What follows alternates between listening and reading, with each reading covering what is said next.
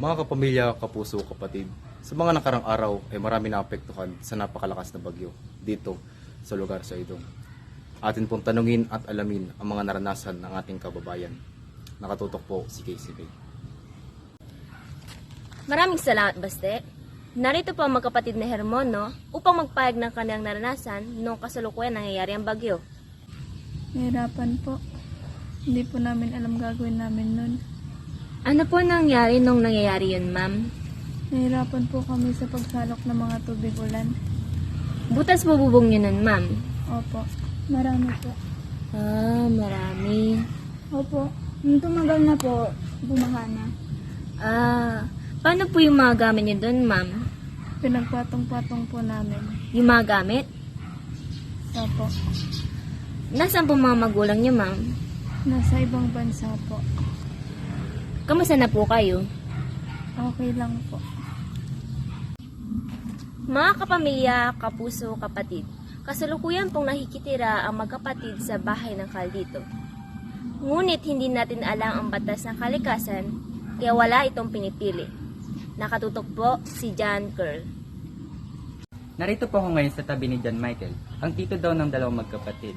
Sir, kamusta po kayo? Okay po at hindi rin okay. Bakit po? Dami po nangyari.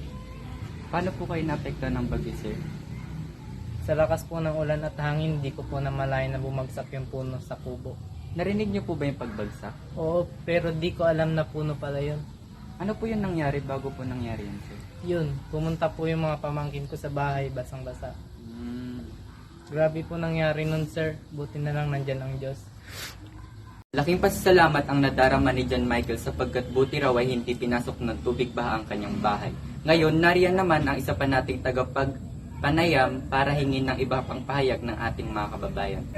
Dito sa Idong, Gabriel. Narito po ang isa pa nating kababayan na naapektuhan din ng bagyo. Ano nga ulit pangalan nila, ma'am? Ria po. Ma'am Ria, ano po ang nidulot ng bagyo sa inyo nitong mga nakarang araw? Yung mga tanim ko po, nalunod. Bagong tanim lang po sila, no? Oo. Kumusta na po kayo ngayon? Malungkot. Marami kasing nasayang. Tsaka ilang araw ko palang tinanim mga yun. Marami rin daw po nawala ng kuryente dito, ma'am. Oo, ilang beses din. Sana hanggang dito na lang yung lakas niya. Sana umalis na yung ulan para makahinga na rin yung mga tanim ko.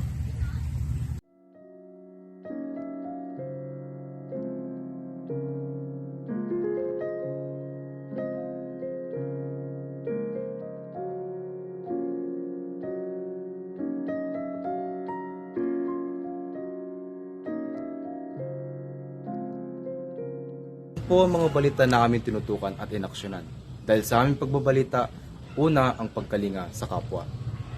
Diyos ang sandigan, Serbisyong publiko ang aming pinahahalagahan.